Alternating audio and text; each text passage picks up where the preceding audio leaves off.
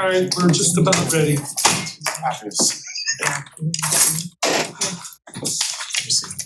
All right, good evening, everybody. It is 6 o'clock. We're here at Cleveland Heights City Council Committee of the Whole, April 6, 2026. Patty, please call the roll. Cobb. Here. Larson. Here. Posh. Here. DeWitt Foy. Here. Cohen. Here. Kuda. Here. Stone. Here.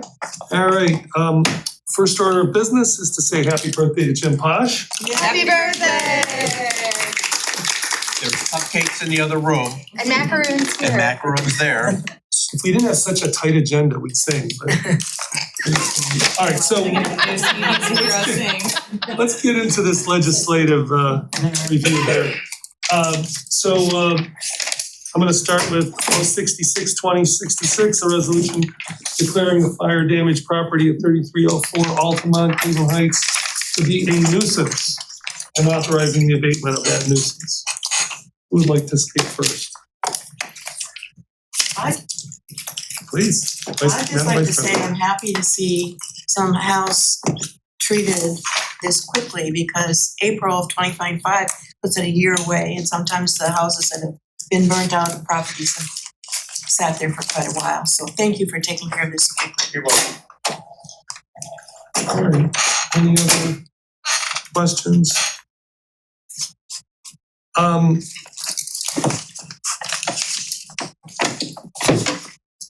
All right, move up here. Just make sure I don't have any questions. Blank screen. Okay. 67-2026, a resolution authorizing the mayor to execute an agreement with Rush Truck Center for the acquisition of two 2026 International HV 507 cabin chassis for the street maintenance and sewer division. Is Director Clinkscale here? Oh, here we are. You want to say anything about that? Sure, that's to purchase two cabin chassis units. There's a companion piece which is 0702026 for two dump trucks, one for street maintenance that will be used, of course, for salt and ice control, and then another one for the sewer division, which is it will be used for a number of things, but will be a backup for snow and ice removal as well. And it's two pieces of legislation because they're purchased from two different vendors. Yeah, please. So can you tell, we were supposed to receive two new snow plows, I believe this spring, maybe even as early as February. Were those received, and did these two, the two new purchases here, how will that allow us to be able to plow more quickly?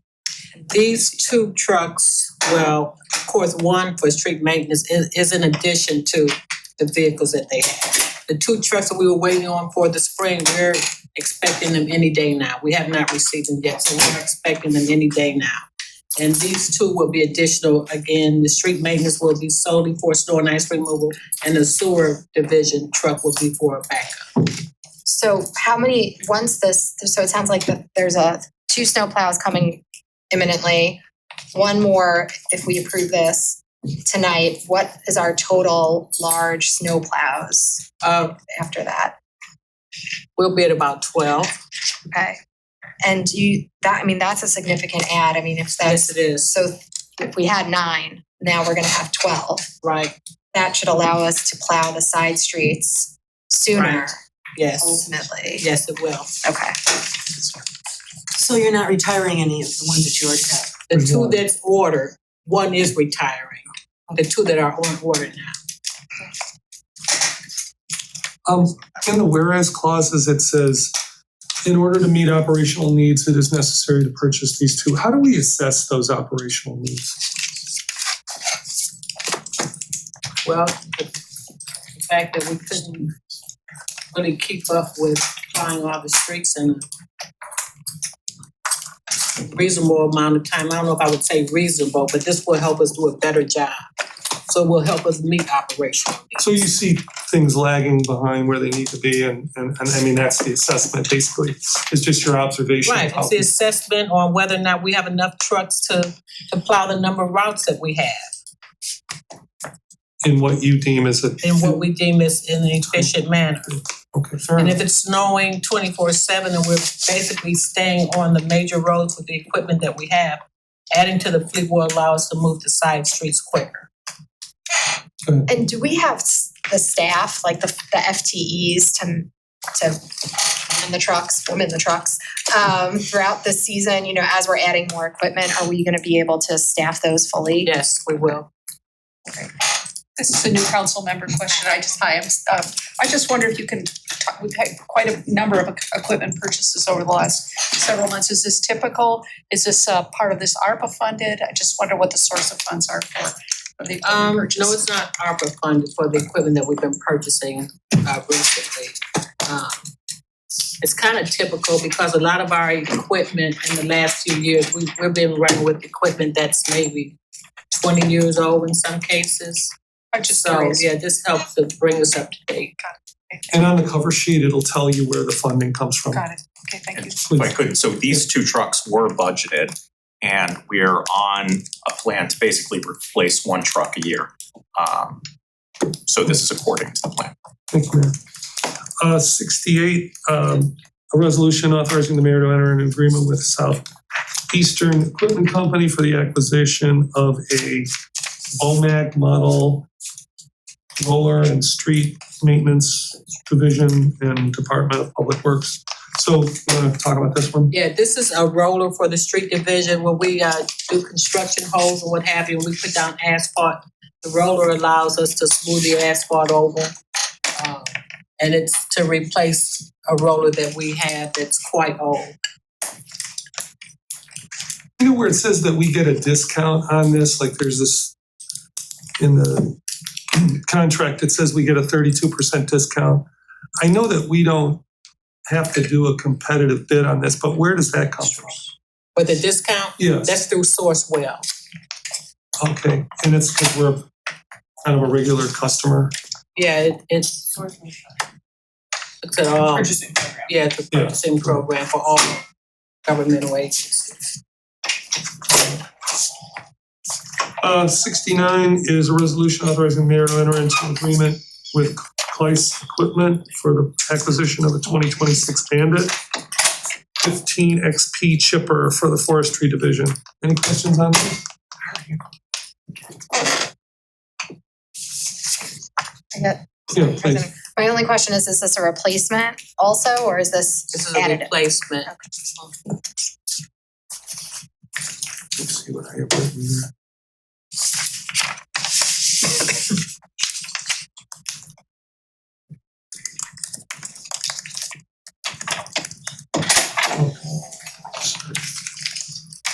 All right, moving on. 70-2026, resolution authorizing mayor and agreement with Petco Truck Equipment for the acquisition of two 11-foot stainless steel dump bodies with salt spreader and plow package. Send Director Klingscale. Yeah, this is a companion piece to 067 that we spoke of. 067 is a cab and chassis, and then the body is purchased from a different vendor. So it just makes up, one truck. It's purchased from two different vendors. All right, any questions on this? Also budgeted. Yes. 71, a resolution authorizing the mayor to enter an agreement with McQueen for the acquisition of a 2026 40-yard McNeely Atlantic automated front loader. This is for the refuse division. Yeah, this is for the refuse division. It's a front loader, which is your standard garbage truck. And it is an addition to, because when we initially went to automation, we purchased just enough trucks. And a couple of things have happened since then. One is when a truck goes out of service, it causes delays in collecting trash. And the other is we had only designed the routes where we would have 2 recycling routes. And since we've gone to automation, our recycling has increased, so we've added a route for recycling. Okay, any other questions? 72, an ordinance amending the rates for Kane Park to update various parks and recreation positions. Job classifications, please. I have to recuse myself again on this one because of the water aerobics instructor line item. Understood. Sorry about that. Yeah, that's I did have a question. Yeah. Dr. Budzinski, is the salary that city engineer that we're adding to the salary ranges, is it gonna be competitive with other cities? We certainly believe so, and that's why we slotted it where we did. Quite high into the range, yeah. Correct. All right, thank you. all right, 73, a resolution clarifying policies and procedures related to the city of Cleveland Heights use of automated license plate reader technology. Questions? Yes, please. So this was sent to the Public Safety Committee and we reviewed it. We had an extensive conversation about it. I think most, if not all, council members were actually present during those. We made I believe the last set of changes. We've all had it in front of us and the committee is recommending it to be passed. I would like to say that after seeing the demonstration, we talked about this in committee as well, of the flock camera system, that the police department has reassured me that the data that they have is not going to outside agencies. They can see who's tapping in to the flock camera system. And if an unauthorized access is happening, it is blocked by our police department. So I'm confident that we need this to protect our citizens. Did I miss the one with the bleachers? It's next. Yes, Under, can you show me because oh, that's here. Yeah. Okay, so we need to stick in 76 and 77 for this. So, I don't know, everybody should have that in front of you. Mr. President, before we move on, Pardon? can I add something to the previous conversation? Yeah, sure. So I think this is a good step and thank you for initiating it. I think it's good for the city to clearly communicate what our policies are, but there were no policy changes in this legislation. It was meant to communicate and clarify our existing data use. And I would welcome the conversation to continue the conversation about do we need to strengthen any of those limitations or restrictions on how our data is shared. So one of the clauses in here specifically calls out that the city will not share information. I believe it's section 4, will not share information without a judicial warrant. We may not be able to guarantee that if other law enforcement agencies are using the Flock system. You talk about the Flock ones we network. share with? Correct. Yeah. So I would welcome the conversation to continue discussing if there are any other restrictions or limitations that we need to put on our system to ensure that our data is secured and that it's not going to other agencies that may be using the data to enforce civil immigration. and I would add to that, or that they would concur with our policies. I agree with you, Joe. So I'll just say, But that could be maybe a secondary So this one- ordinance at some other time. I believe the ordinance refers to authorizing or sharing, like on the exact phrase, but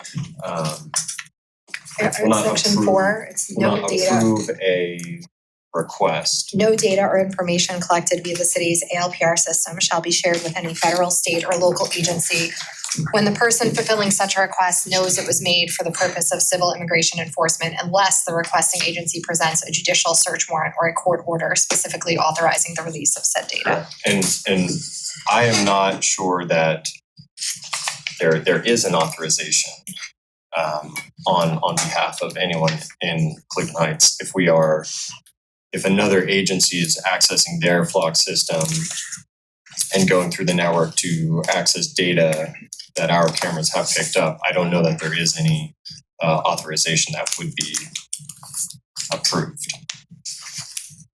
So the point I'm trying to make is that while I think this is a good step in clarifying and communicating our system and our use of it, I trust that our law enforcement is using it in a professional manner and in ways that we support. I don't have that same confidence for all law enforcement agencies that are on the flock network. So I would like to continue the conversation and potentially additional steps in ensuring that our data is secured. I would just like to, I agree with you, and I think this is a really important first step, and I think it's responsive to some of the concerns regarding civil immigration. But this does not prevent us from continuing to refine this policy as we hear from the public and consult with our own law department or our own police department. So I think this is not the end. This is the beginning. Yeah, Go ahead, Mayor. No, go ahead.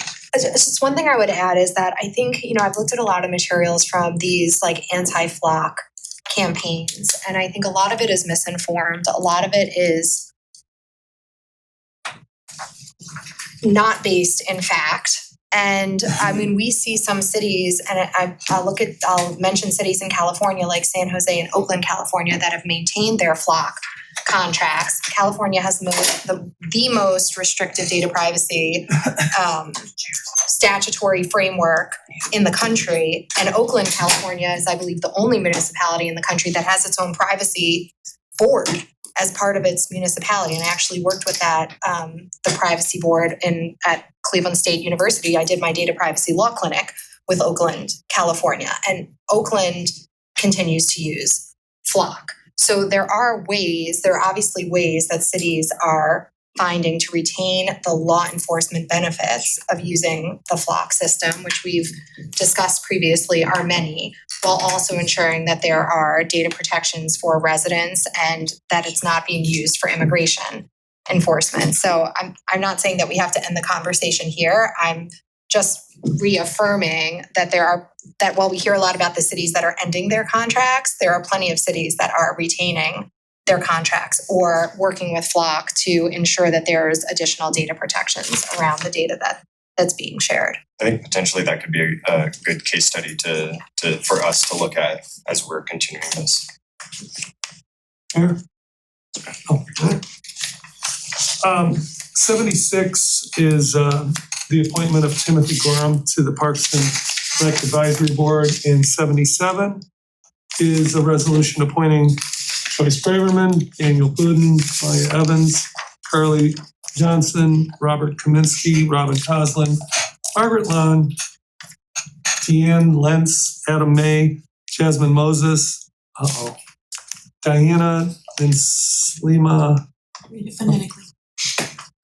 I'm trying to do this. Slima Mafagiri, Megan Wiegenfeld, and Aaron Witche to the Cleveland Heights.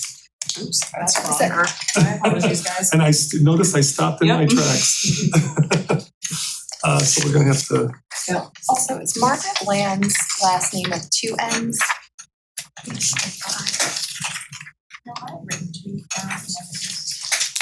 So this is to the Cleveland Heights Cumberland Pool Task Force. This is a commission. Yeah, Yeah, that's they're what changing it it. It is correct in the rest of the It's just resolution. It's just that. Do we need to do amendment to correct that, or it's a technical something? That's a legal question. You can just correct it and recite that correction. I just wanted to include you in the conversation. Thank you. Sure. Okay. Any comments or questions? Okay, please, I have to recuse myself once from again. this one, once again. Do you want me to, at the point of the agenda, introduce amendments so that we can put these two pieces of Yes, legislation please. into the agenda? We're gonna need to do that. Thank you. Now for first readings only, number 74, resolution authorizing the mayor to execute an agreement with Farnham Equipment Company for the purchase and installation of new ADA compliant bleachers in the rec center. This And one's a Barstow baseball complex. Very good. so sorry.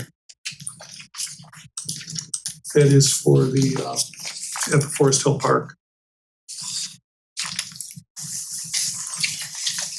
So when it says it's funded out of our capital budget, Fund 402, is there some specific line item for this? Or is it just 402? It's out of our Parks and Rec capital. Right, there's no sub, Yeah, 402, 8201, I believe. oh, okay, so there is. And this is just first reading only. And then 75, a resolution authorizing the mayor to execute an agreement with KWK LLC, Deluxe Outdoor Services, in order to furnish the labor, materials, equipment, associated landscaping services for the 2026 facilities, landscape and gardening services. I think you have a question about that, Ms. President? Oh, Or a comment? I've read the contract and it does mention the Noble Fest right in the contract that it's expected that we'll see planters and hanging plants, hanging baskets by the weekend of May 15th for Noble Fest. So I'm happy to see that included, and thank you, Director Klingscale, because that's in our department now, so yeah, that was my concern. Okay. And hopefully, because we're doing first reading only tonight, that we'll be able to approve it the second meeting in April so that we can make sure that team is on board and able to get her work done. That would be nice. Yeah. And then for second readings, we have an 56. Sorry. One question. Oh, yeah, please. Is how, it says that it's gonna be responsible for the Noble upkeep, maintenance. Is this for all, how does this interact with the SIDS, other landscaping that we do? Is there, I guess either Director Klingscale or Director Gonzalez can share how this just integrates with all of the other maintenance and the business districts? If Director Zam could talk about how the program went last year, this is the first time that it's been under Public Works. Yeah, I can only speak for Nava because Nava's really the only one that's not its own SID. The other SIDs take care of their own landscaping currently. But as far as Noble, and in our agreement, we are responsible for the hanging baskets and the planters in the Noble area. So that is part of our contract. Does that extend to the Taylor Road Association, which is still in the process of getting stood up? Or is this now Taylor Road has neither a SID nor part of this contract? So Taylor Road does get hanging baskets as well too, Okay, but there are no planters on Taylor Road. They only extend to Noble right now. So that's part of our contract. right, so I guess my question is, out of all of our business districts, why would we not have that for Taylor Road then? It's just been that way for a while. I'm not sure. Doesn't mean we have to continue. Yeah. So last week, there was a meeting with all the business districts. We decided that we'd schedule recurring meetings so that we have regular touch points. One of the things that we agreed that we wanted to have a goal of doing is putting together a process so that next year, if a business district wants to get in on us with our contract, we can, in essence, buy in bulk. So Taylor expressed an interest in that. So while this year it was too late to make changes there, I think next year Taylor, Noble, and other business districts are interested in collectively going in on a contract. That makes sense. Okay, I mean, I'm glad to hear that's looking towards next year, but it was the impediment to including Taylor Road the fact that their association wasn't stood up yet and there was no partner to work with? Or is this something that the city can do independently to put planters there this season as well? You know, maybe it's something that we could do. I don't know the history. It could be the case that with the phone call to Myra, we might be able to learn more, but I'm happy to look into it. Yeah, I would like to, because it seems to me somewhat odd that we would have every other business district with streetscaping and having the city care for Noble Road, but Taylor Road would be the only business district that doesn't have it. So if there's a way to incorporate that and we have this on only first reading tonight, I think it would make sense to look at that now before we approve the contract. Unless there's disagreement among my colleagues, but it doesn't seem right to leave one business district out. Yeah, I mean, they haven't really, they don't have a contract yet, but that's really the only, you know. But if these are I guess my point is if these are city maintained flower, Yeah. sorry, I can't remember the exact term, then if we can do that independently, then why don't we do that, at least for this season? So I could look into it and then get back to you. I'll get together with the mayor. I appreciate I it. mean, we certainly know it's unbudgeted. Well, I guess but that's we the can question, certainly look. right? I And mean, how if it much- was budgeted, we would have definitely talked about it tonight. But we'll look at the cost and see if we could figure it out. Thank you. All right, 56 is an ordinance authorizing the mayor to take all actions necessary to apply for and accept one or more NOPEC 2026 Energized Community Grants. Any questions there? Second reading, yeah. I haven't seen anything in my mail about the electrical or the gas rates. I think the last time we had a speaker from NOPEC here, he suggested we'd be seeing things in the mail so that we could start to look at the rates because they are going to change in June. I've already looked ahead and people need to be ready. So do you have any sense of? I don't know, but I can make a note of it, follow up with them and give it to you. Great, thank you. Yeah, I'm gonna be a little bit petty for a second. I really would like to see, whoever wrote the purpose statement to use the format that we're using instead of, I'd be glad to talk to them and whoever that, I don't know if Deanna wrote it or somebody else, but we really need to stick to that format because this is basically cutting and pasting out of the heading on the legislation. And that's not the purpose of the purpose statement. So 57, where am I? An ordinance authorizing all actions necessary to establish an opt-in natural gas program pursuant to section 4929.27A1 of the Ohio Revised Code, jointly through NOPEC as a NOPEC member. Any questions about that?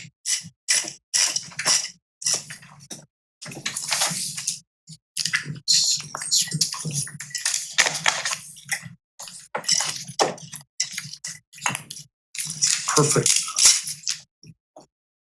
Purpose statement there. Okay, number 58, a resolution authorizing the mayor to enter into an amendment, an agreement with Stanek Consulting Services to prepare a housing needs assessment. So, the planning department.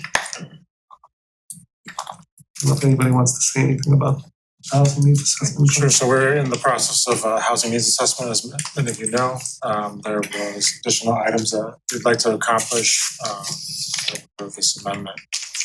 We spoke at the last council meeting about that, but if you have any questions of Mr. President. Yes, please. I'm gonna be a no on this. I don't find the expenditure of $5,750 in CDBG funds to prepare these local housing studies to be approved use of our block grant funds.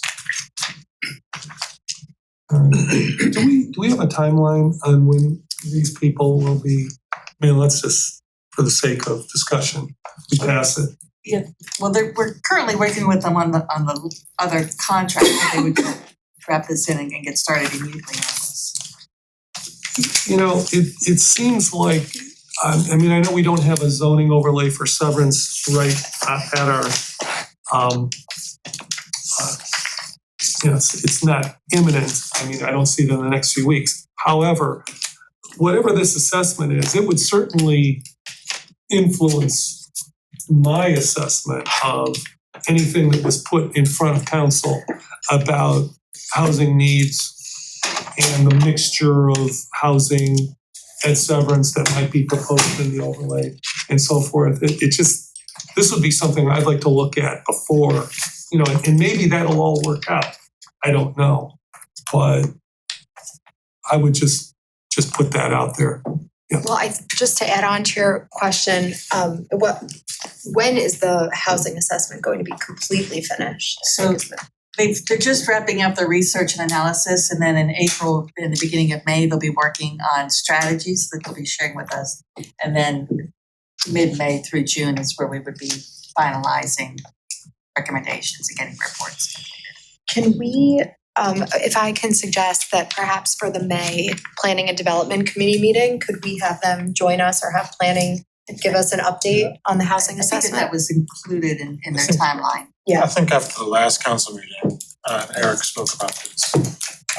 He asked at our last Right. meeting with the consultants to move up the council presentation. Yes. So it's part of the strategies. Is that right? Right, yeah, they do, yeah. So I think that might jive with your schedule. Reporting back to council is really important. Yeah. Because we're all looking for some information to help us make decisions going forward, and this is an important study along those lines, updated, so thank you. Is there any appetite to, on Councilman Cobb's concern about I see the $4,000. Councilman, where'd you come up with the five? It's in the contract. It's $5,750 to essentially interview anonymously 2 to 3 households to have them talk about the housing challenges. Well, I'm looking at it says the That's additional part of it. task says 4,000 for the prepare local housing stories. So it's more than that? I thought I saw 5,750, in the regardless of memo. whatever the amount is. This is something that I believe we can either do in-house. I just think it's a lot of money for the proposed task and spending it on the money coming out of block grant funds. So just to clarify, in the memo, it says that they're actually asking for a contract addendum of $15,500. 4,000 of that is for the local housing stories. 11,500 is for specifically the arts housing and other space needs. And then of that 15,500, 5,750 is coming from CDBG and 9,750 is coming from the planning consultant budget line. So, I mean, the question that I have is, are we able to, I mean, we either have to vote for this in whole or can we amend it to exclude the housing stories? Because I do think arts housing and other space needs is a unique need for our city in particular. And that's exactly where I was going. Okay. I mean, is there any appetite to amend this to take out?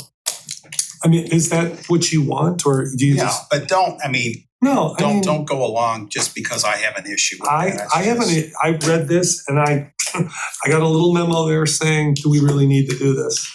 So if I'm alone, that's okay, but I would look favorably on amending this if there's to remove this part of the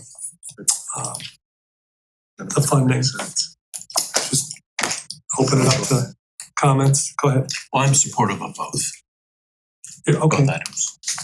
I'm fine with moving it forward tonight. I felt like the case that was made, especially just detailing the way that the stories were used in the different municipalities, that it was an important addition.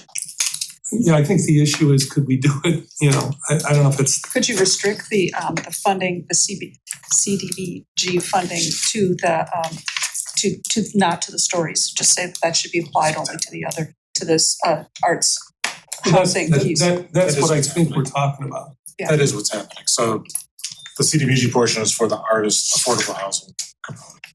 And the 4,000 is, From the Come out of planning, From the 101. their budget. yeah.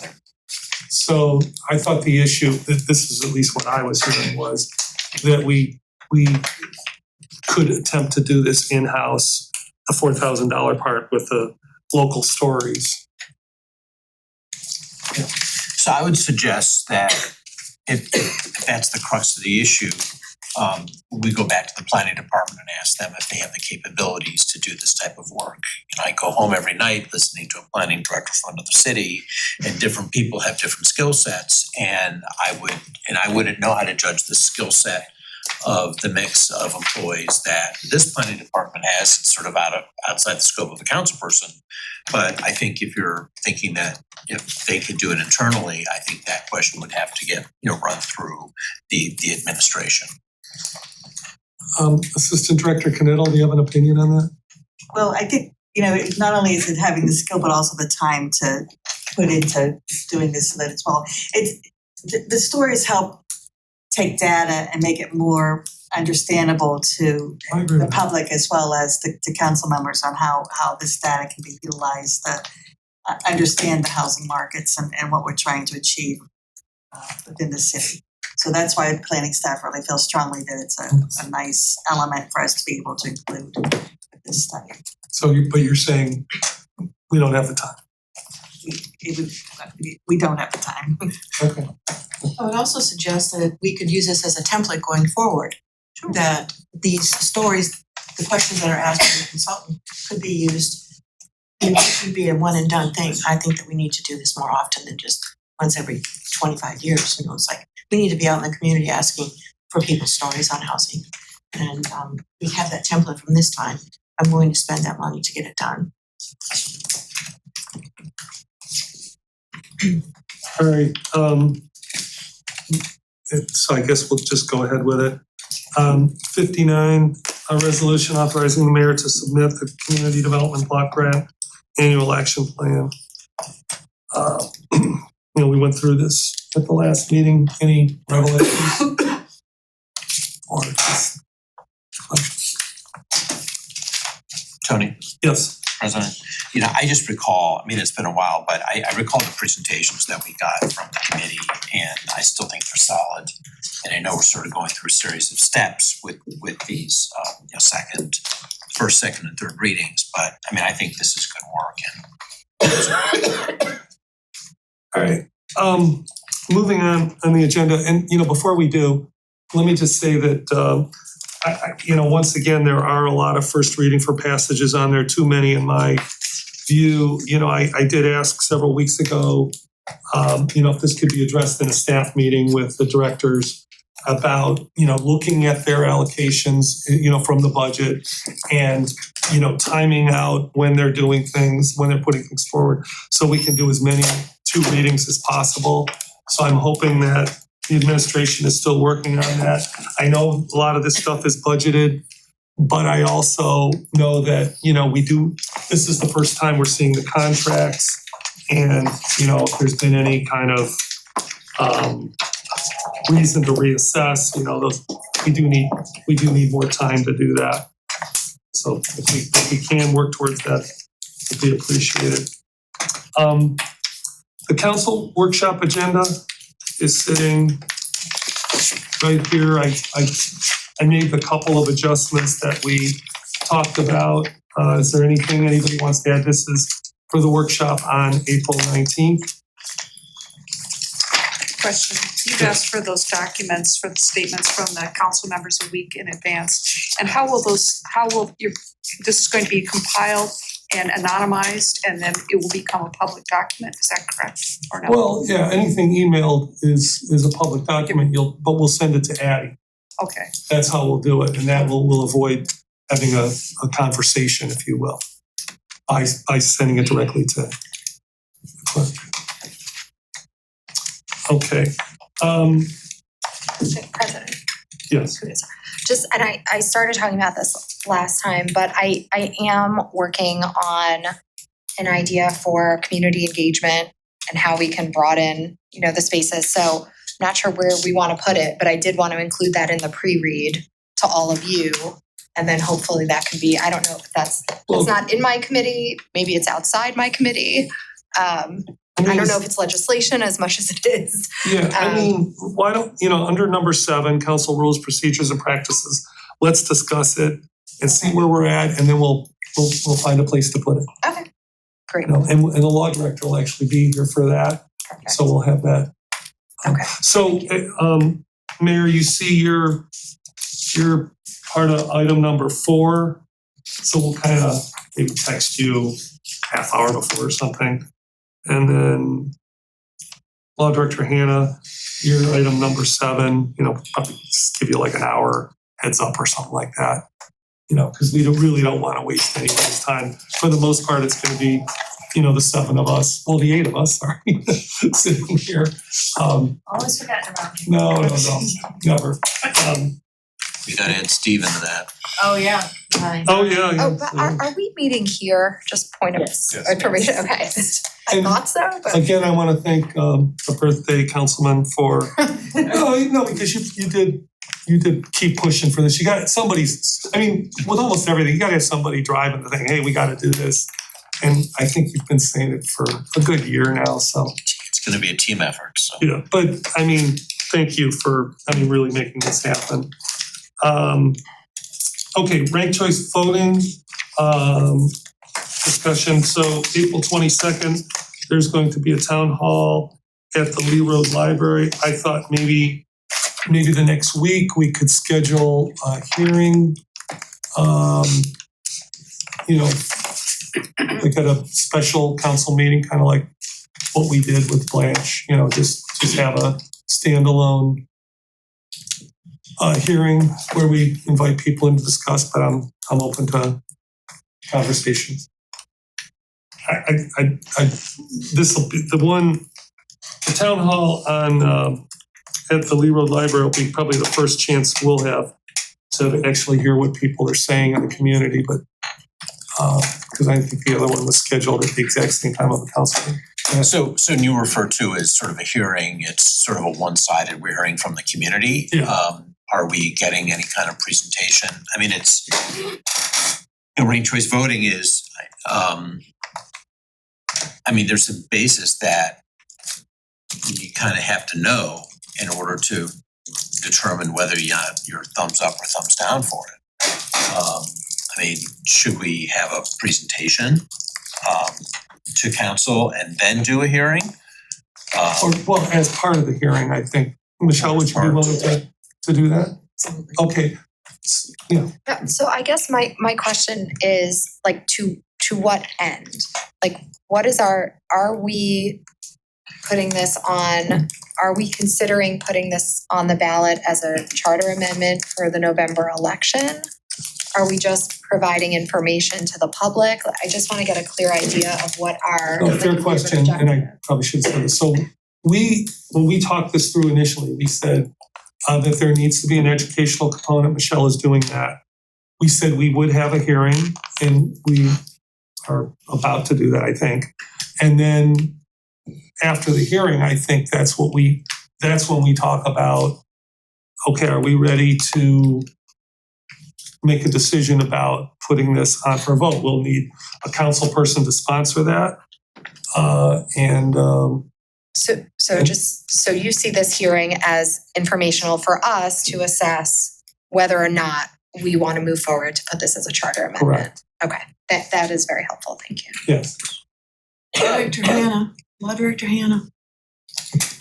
I would like to know, as we were talking about proceeding, what the legal opinion is from our legal advisor in terms of what the state just passed against ranked choice voting. Can you give us some advice as to if it's okay to proceed or if you'd rather we didn't? I don't think that there's a completely 100% clear-cut answer.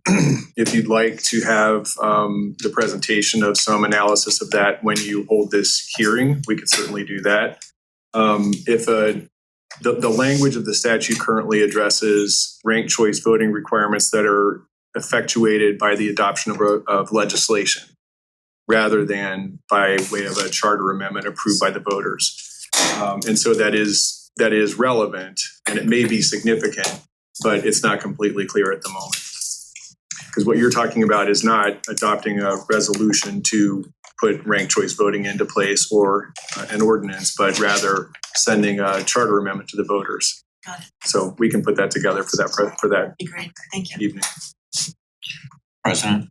Yes. So we had a charter review commission, spend a fair amount of time looking at charter review sort of things. And one of their recommendations, I believe bucket 5, was for council to put this on the ballot. Is there a way that we can get a refresher, just that piece of their recommendation? Maybe Addie can, just send us a link to where to find it. I would even go further and ask that they be a part of potentially the follow-up hearing and or the hearing on the 22nd. I don't know if anyone. 22nd is a town hall. Yeah. What we're doing, It's sponsored by yeah, your group, right? but I'm not calling it a hearing.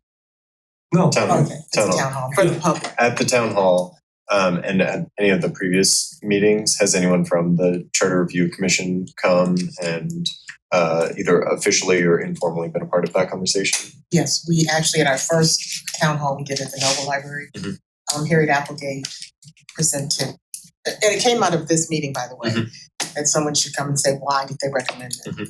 I haven't, she can't do the 22nd, but I'm gonna ask someone else. Okay, great. So in addition to that, I would ask that someone at council's hearing from Charter Review Committee come and I think that's a good idea. I think that's a very good idea because that's where the recommendation came from in the first place. Yeah. And Mr. President, I have no objection to that, but I would just mention for purposes of clarity that the Charter Review Commission doesn't exist anymore. Its role is technically functus officio, which means when they're done performing the function of developing those recommendations, they dissolve.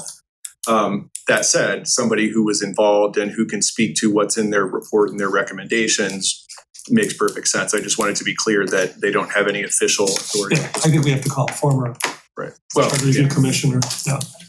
So just in terms of scheduling, there's another hearing that we talked about scheduling around ADUs. We have, so when we get up to scheduling, it was something I sent to Addie. She wasn't able to get it out for a doodle, but that also needs to happen fairly soon. So we now have 2 kind of community subject matter events that we need scheduled in the next month or so. I just want to put that out there as we figure out times and dates. Well, I was going to toss out for this the last week of April. I mean, you can, For the second hearing, not the town hall, but the second hearing. for the ranked choice voting. Ranked Yeah. choice voting and the planning, I had talked to planning about the ADUs doing it either May 5th or 7th. So it is a lot, but it's approximate. So Michelle is nodding that she's available that last week in April Okay. to be at our hearing. A hearing, and that would be here? Yes. Yeah, well, probably But in chambers, yes, yeah. City Hall. So, sorry, Addie stepped out for a moment, but I'll have her, do a little poll with us and we'll figure it out. What are you thinking, like, 6 or 7? What's been working for you? Oh, anytime, this is my life at this point. What time works for? I'll cancel my wedding for this. Don't do that. Anybody have a preference on the starting time? 6:30. 6, you can make it at 6, you can make it at 6. That would be better. It's better for people at 5:30. I don't think people also. Because then we still have a couple, 3 hours for people that wish to speak and do our presentations, so we can get the working folks here. Yeah. So, Addie, here's what we decided. We're gonna ask you to put out a doodle poll for the last week of April. 6 o'clock start, weeknight, obviously, for the ranked choice voting hearing. Just to be, it would have, the 28th, the 27th, we'll have either council or committee. The 28th, we have the planning and development committee meeting, so it has to be the 29th or the 30th. 29th or 30th? Yes. Not the 30th. That's my birthday, so if we don't want to do it on the 30th, I'm also okay with that. So can everyone do the 29th at 6? Oh. Okay. I'm available. Yes. And can you tell me about the town hall, that time and location? Yes, it's the 22nd at the Lee Road Library, in Brody Nelson Room, 6 o'clock. And really, the doors open at 6, we start at 6:15. done by 7/12. So the 29th. Yes, Gail, I think that should be fine. Thank you, Michelle. Thank you. All right. Anything else on ranked choice voting?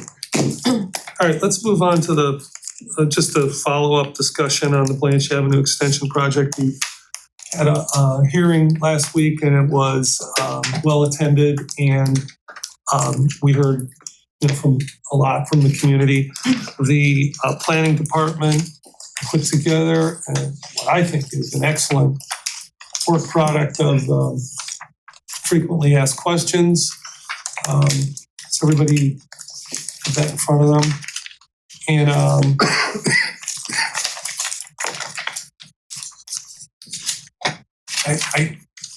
I wrote down notes on some notes, for every comment that we had, but I feel, when I read through the FAQ, I felt like, okay, this is here now. Obviously whether or not residents are satisfied with those is up to them, but I was pretty pleased. Just like to add that we posted it on the website, we included it in the newsletter, and at my request, we also mailed it to all the households in the neighborhood. Nice, okay. Any reflections or questions for? I would like to know, we talk about in this FAQ, the assessment for the city's portion of this infrastructure will be assessed to the new homeowners. We would still have to come up with the cash for that infrastructure when it first starts, right? I mean, we'd have to find some place in our budget for that money. Yeah, I know that Brian Anderson has been taking the lead on this, and so I'd have to defer to him, but I'm not sure if Karen happens to have some. Now, you're really asking about the mechanics of how an assessment would work. I don't know if someone in finance No, could. the financing from, because we're saying we will pay for it and then the assessments will fall into place, which is my next question. But the city has to pay for it to begin with, I would assume. That is correct. Yeah, so we would have to come up with that out of our reserves or wherever it's Then determined. you issue special assessment debt. Yeah. Through a long lengthy process. Yeah. Including equalization boards, et cetera. And then we go out and we sell the debt in 20 years and put it on the property taxes. There are deadlines. It's the second Monday in September that legislation needs to be passed to get on the next year's tax duplicate. So it's quite a lengthy process to go. One more question, because these homes we built one at a time or they don't just come in and whoosh, they're there. Does that mean that the person that buys that new home has to pay that assessed amount of money on their property at the beginning when they close? Or do they have, is it It built would be into? assessed to the parcel. So it would be 40 payments, 20 years. Okay. All right, and that says the legislation the Ohio Revised Code, we were pointed out, there were 3 ways that the value of that assessment is determined. And it sounds like you're very well aware of how that all works, so thank you. I trust you to take care of it. Question. Yeah. Are you aware of any circumstances where a developer that wants to do a subdivision has incurred the cost of those improvements necessary to put the homes in? Sure. And basically, as he sells the lots, he will be building that into the price of the lots. But sure, you could have one developer that would get the majority of the assessment initially. And as it gets split off, he'll be selling lots and that'll be built in. I mean, similar when you're building a subdivision and the city requires the developer put in water and sewer lines. They'll put them in to city standards, but that cost goes into the price of the lot. Are we gonna have trouble selling this debt if we don't have a bond rating? We will have a bond rating by the time we sell the debt. Okay. I thought it was an excellent summary. One additional piece of information, this is on the private side, but I think it would be great to hear from the developer the plans for the how the lots might be sold, the timeline when he might expect to be able to offer them to the public. Just to that piece sort of is missing of how that might happen. Maybe we can make that happen.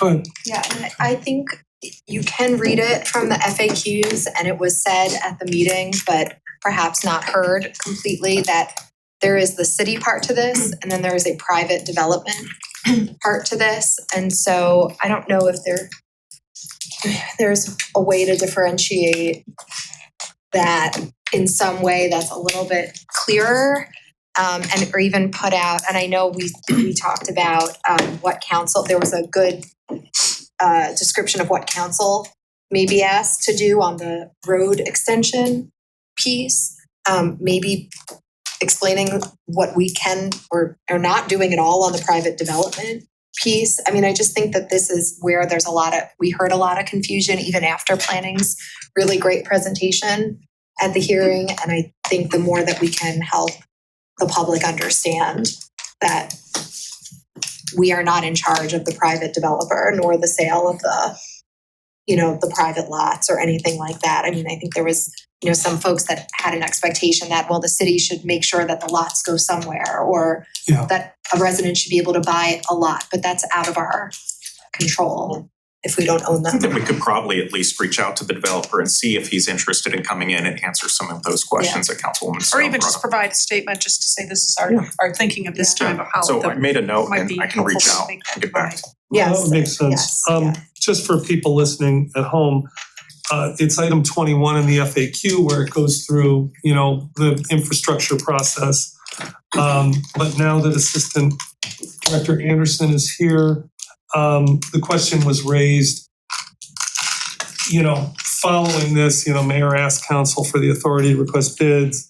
Project would be built out of those bids. Are we fronting the money for the infrastructure? And then how is that repaid? I mean, what's the mechanics of that whole piece of the project? For the plan for the road. Yeah. So it's we'd have to front the money, and then it either comes back to us via the federal grant or the assessment over time. Is that with interest? I mean, how does that work? I believe so. That generally wouldn't the assessment be calculated? Well, sure, when we go out for debt, there'll be interest associated with it. Yeah. Did you want to follow up on any part of that? Go ahead. Well, I think one of the biggest misunderstandings with many of the public comments we heard was, it was like, city money shouldn't be spent on this. City money should be spent on fixing the roads that are in this neighborhood. And it's two different pots of money. I mean, this is a net for the city. It's not, this development is not costing the city anything. It's not something that we can take this money away and spend toward the roads. I mean, this is, It's grant funding Yeah, it's- specifically for this. yeah, purpose. it's there is no pot of money in this project that we could defer and use for another purpose. This is all new money for this particular purpose, designated for this purpose. It can't be used for anything else. And the cost to put the roads in is paid by the homeowners. So, I mean, I think that's the big misunderstanding that many had when they spoke to us. Quick question. Yeah. Is additional funding going to be required beyond the federal funds to do the Blanche Road extension? Most likely, yes. We have the numbers on that. I mean, we have some initial estimates. I mean, we don't have the final numbers until they complete the design work. That would be the special assessment. That's right, That's still what all falls under Anything in special excess of the assessment, right. Go ahead. And the other thing I want to point out in terms of misunderstandings was around the abatement piece. And the FAQs do clearly talk about our GROW tax incentive program, which is a citywide CRA abatement program. And right now, and also expressed in the FAQs, right now, many of these lots there are no taxes at all, but property taxes being paid on these lots. So even with a 12-year, 75% abatement, and thanks to Brian's excellent forecast, there will be, even during those 12 years, there's still 25% property tax revenues that we'll be receiving. And then after that, that just grows exponentially. And so this is taking land where we are not receiving any revenue, either for property taxes or income taxes, because nobody's living there, and we will be generating that. And the only other additional note I want to make is that I did start a conversation with the administration, and I appreciate the planning department and the mayor thinking about how we can do more to share with residents about the GROW program, because it's something that some people know about, some people don't. There's ways that we can make more people aware of it. So we've started that conversation, and we'll continue to figure that out through hopefully the Planning and Development Committee and with the planning staff. So I appreciate the partnership on that. All right, last comment, because we have One thing that stuck out to me in the comments was a lot of concerns about increased traffic and potential safety concerns coming with that increased traffic. So as you work through, Mayor, the next steps, one of them is engineered drawings would have to be completed.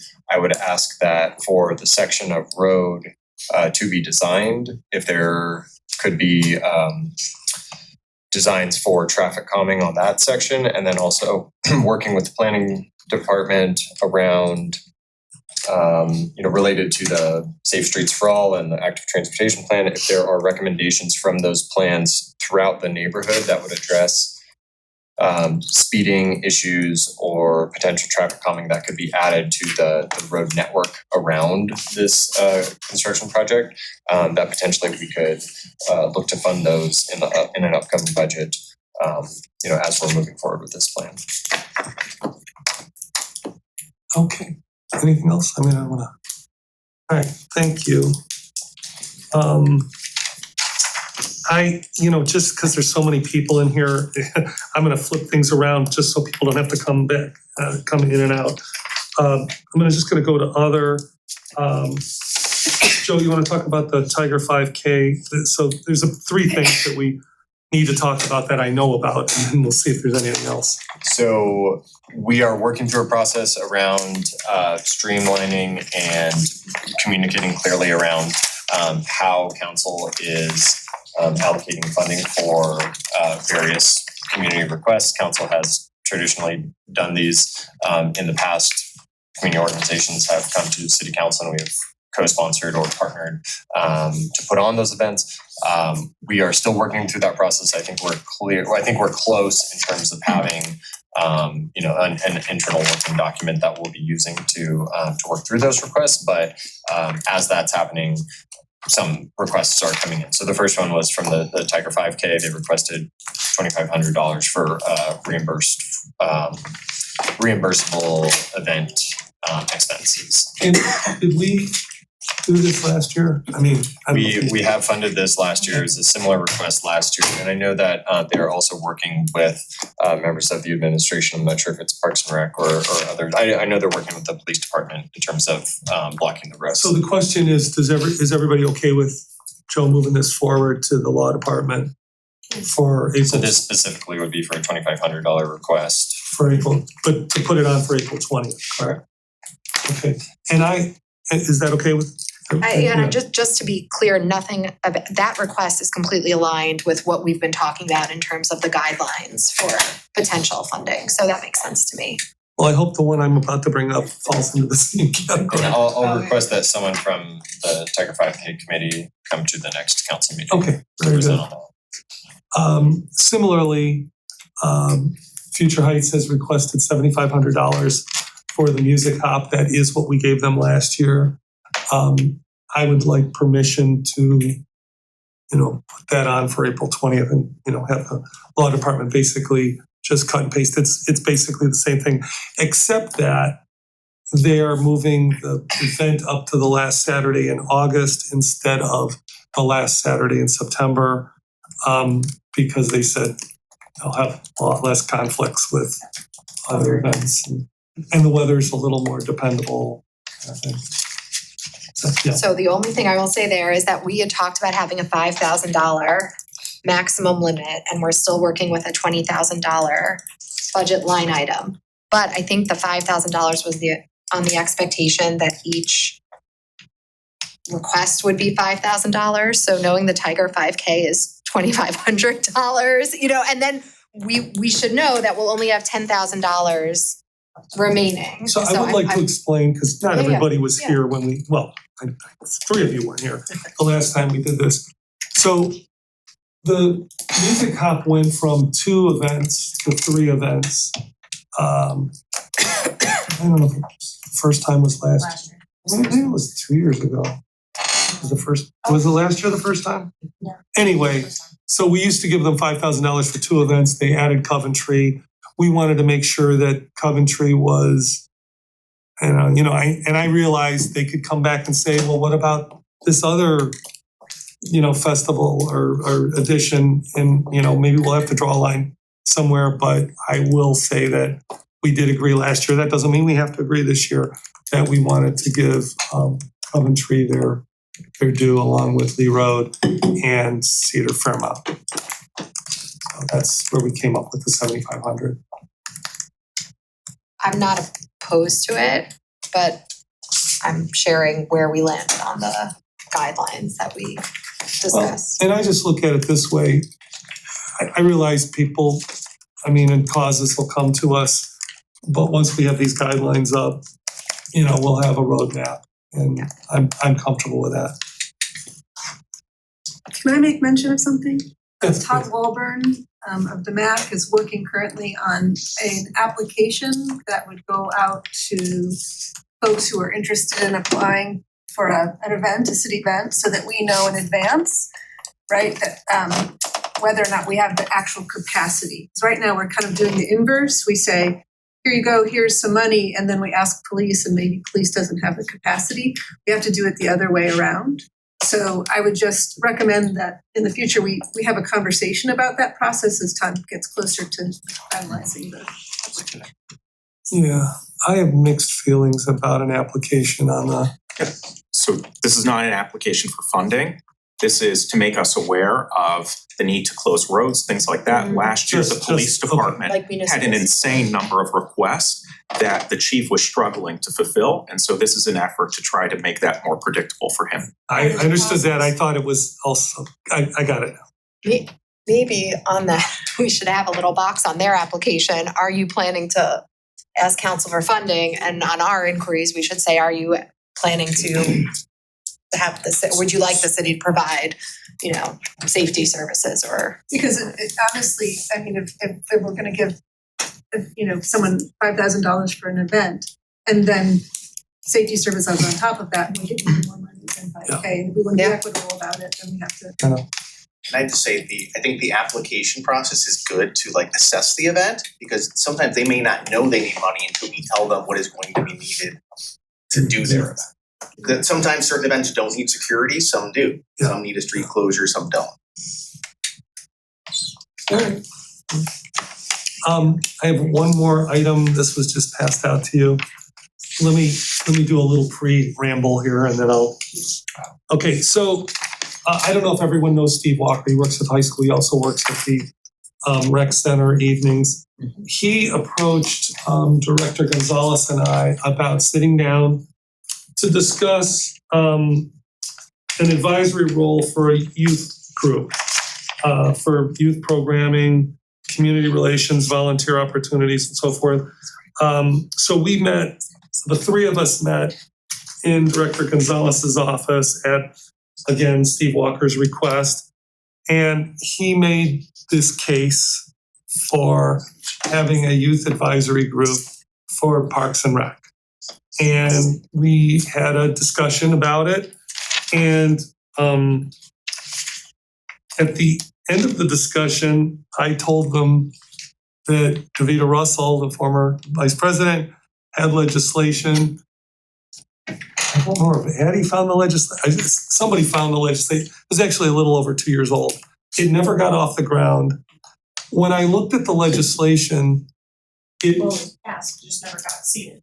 right. That's what that's very much more accurate.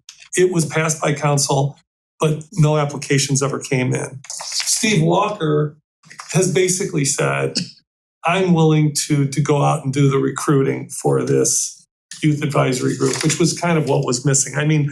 We're still going to do, the plan with the preliminary plan, because I'm running this by you guys now, was to use the comms department and social media and, outreach. And there's some nuances in here. Now, the red lines that you're looking at, they're, after the discussion, and I looked over the legislation, I mean, it required some modifications. So I did that just so we could get in, because what I wanted you to look at, and you don't need to read it all now, but what I wanted you to look at was at least something, as opposed to it's just some like idea, because it is more than just an idea. I'm showing you this because the youth group, because the purpose of the group is to make recommendations to the Parks and Rec Department, and Director Gonzalez really wants to hear what our young people have to say, especially about programming. If you want to add anything, by all means.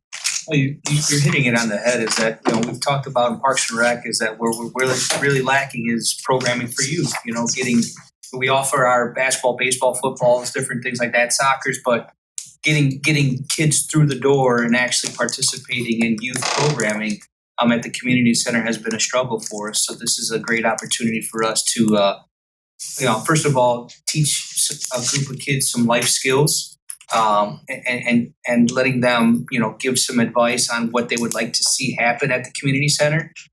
Because, I can put programming out there till I'm blue in the face, but if it's not something that the kids are interested in, then there's no point in doing it.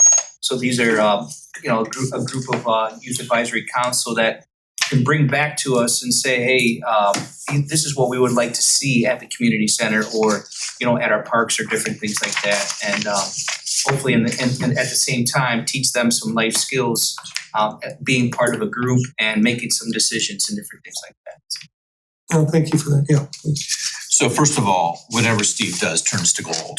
I mean, he has this Midas touch. He's just really awesome at what he does. And it saddens me that this was approved 2 years ago, but it's another one of those many things that never really happened when it should have happened. But now we have somebody who's going to drive it. Let's get it done. Yeah. Just as a reminder, we've been working to identify all the different boards, commissions, committees, etc. Identify which of them have named staff liaisons, which do not, trying to get them up and running. So there's the Arts Commission, which fortunately just met. There's the Lead Safe Advisory Board. There are many. This falls into that. So I'd be happy to discuss this during our leadership meeting tomorrow. Yeah, let's do that. And then, I'm glad to take the legislative ball and move it towards the law department. Yeah. What was the thought behind changing the Youth Advisory Commission to specifically Parks and Rec?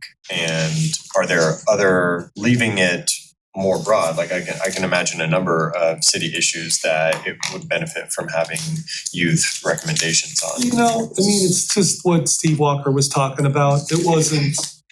Initially, it was intended to be a Parks and Rec. Yeah. Look.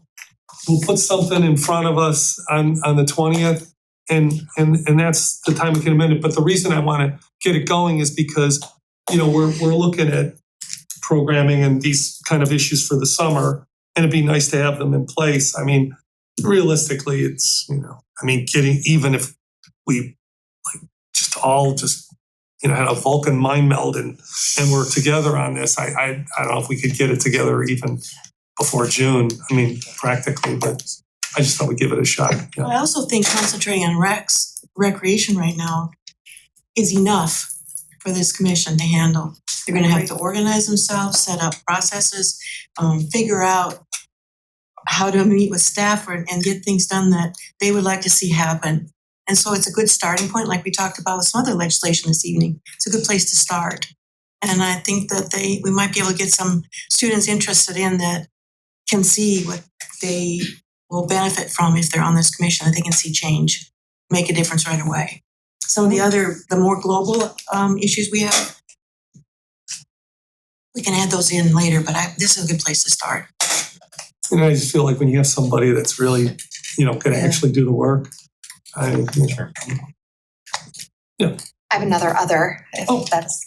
if we- Yeah, okay, so we can move, go ahead. Okay, so back to the accessory dwelling unit. So we had presentation from the planning staff on that, and we discussed having a community meeting / town hall / hearing / something where we can really get this issue in front of the community and also get feedback. So planning staff, and I wanted to have this conversation in public, planning staff recommended that we do this to allow more informal structure as a planning and development committee meeting, like an ad hoc, which means obviously we can all be there, but we only need 3 council members, and also we can have more of a broader informal presentation and a more informal conversation. And they were suggesting 2 hours, a half an hour where they can have the public just see the exhibits of what was done in the ADU design competition, an hour of a program, so to speak, like the presentation, and then comments, et cetera. We can ask questions of staff and also hear from residents. And then staff would remain for an additional half an hour to speak directly with residents, like as a follow-up. So if that sounds okay to everyone, the 2 dates that we've been talking about were May 5th or May 7th, because they are very eager to continue the work on this area. So we can either do a doodle after the fact, or Addie can send out a doodle, or but I just want to make sure everybody's okay with making this as an additional planning and development committee meeting instead of town hall or a hearing or something that's a little bit more formal, because this will give us better structure and a better chance for residents to interact with the exhibits and things like that. I'm good with it. Okay, Very good. excellent. We'll So are find we gonna those- pick one of 2 dates? Is that Yes, what- only okay. one. There's not two, just No, I meant Yeah. as opposed to just, we have a date. Yeah, well, May 5th or 7th. So Yeah. if anybody is not available on either one of those, I don't have my I'll send out. yeah, you'll send out a I'll doodle. send out. Okay, thank you. I don't know if it'll be a doodle because there's only 2. Okay. Lastly, I just wanted to let council know that I am gonna be convening this council president's countywide thing that I did last year. Just, I don't have a date yet, but I just wanted to let you know, this is something I do with other council presidents in the county. Actually, some of them even from outside the county came to the last one.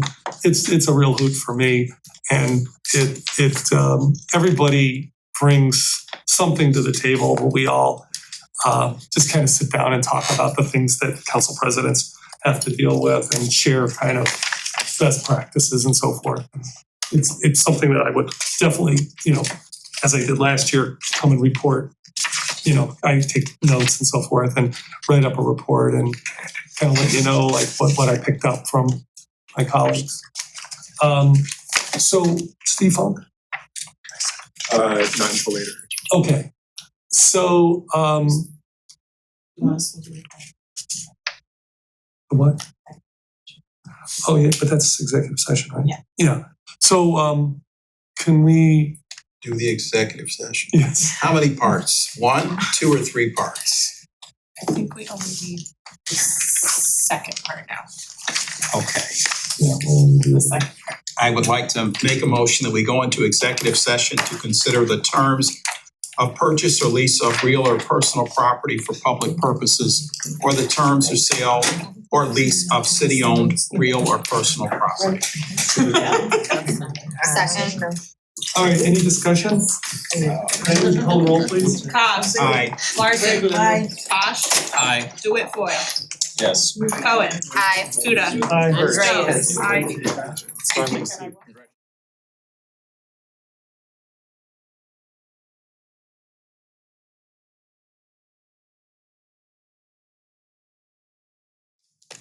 Okay, we're out of executive session now. It's 7:28, and I'm going to adjourn this committee of the whole meeting.